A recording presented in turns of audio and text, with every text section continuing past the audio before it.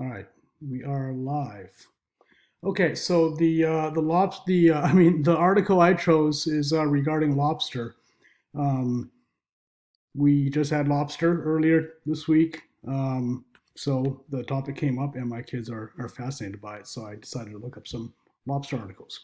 Um, I didn't start from the very first paragraph. I actually read the article a little bit, and one paragraph that caught my eye a little bit, jumped out a little bit. I thought was a good example, more or less. So let's go through that paragraph. Um, the lobster, which has changed little over the last 100 million years, is known for its unusual anatomy. Its brain is located in its throat, its nervous system in its abdomen, its teeth in its stomach, and its kidneys in its head. It also hears using its legs and tastes with its feet. One of the few things lobsters have in common with humans: they tend to favor one front limb, meaning they can be right clawed or left clawed. So let's go through some of the guidelines, um, and I'll go through each of the questions. Okay, so here I actually typed out the paragraph. Um, where are the guidelines? Here they are. So evaluate the effectiveness of the paragraph at three levels, starting with the paragraph structure. Is the paragraph unified and cohesive? I would say, yeah, absolutely. This paragraph is unified and cohesive. Every sentence was very easy to follow, easy to comprehend. The uh, the article opens up with a textbook topic sentence, um, and the following sentences are all in support of, or at least relating to the topic sentence, which is the lobster. Um, so are the sentences easy to read, easy to understand? Yes, they are. Uh, did the writer vary the types and length of sentences and produce a smooth flow and rhythm? Is the most important idea presented prominently in each sentence? Yes, absolutely. Each idea was expressed in every sentence. So every sentence was clear in its intent.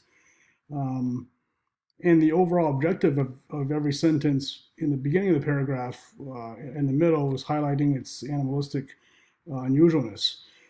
So the author does have a lot of flow in this paragraph because he closes it with the sentence that juxtaposes what the um, beginning of the paragraph or the body of the paragraph is describing, and that is how unique and different a lobster is. With his last sentence, he actually makes a comparison of similarities between a lobster and a human. So therefore, it kind of juxtaposes what he's been describing throughout the paragraph. So there's a nice little playful twist to it. So I thought that was kind of unique. The six words I chose, not a lot of words here for choice. Again, very short paragraph. Most of the words I chose to focus on were mainly pertaining to what chapter 6 outlined as professional communications, being in the third person, um, being neutral, which the word which is a gender neutral word pertaining to the lobster. It's pertaining to the lobster. It. So the author references the lobster many times, and it is used in reference to that lobster. Also, the author doesn't say you when he's talking about us humans. He or the author actually uses humans. Um, Again, referring back to the lobster, the author uses the word they, which is in reference to lobster being in the third person. So yeah, I would say all the words were used correctly. The author used the correct voice, which is the third person, as well as demonstrated gender neutrality in accordance to examples in Chapter 6 on bias language.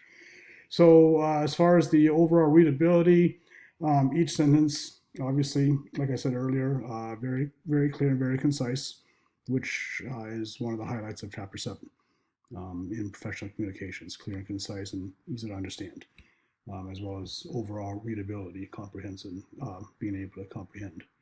So the overall verdict is yes, good. Despite its brevity, this paragraph was able to demonstrate the principles that were outlined in Chapter 6 and 7.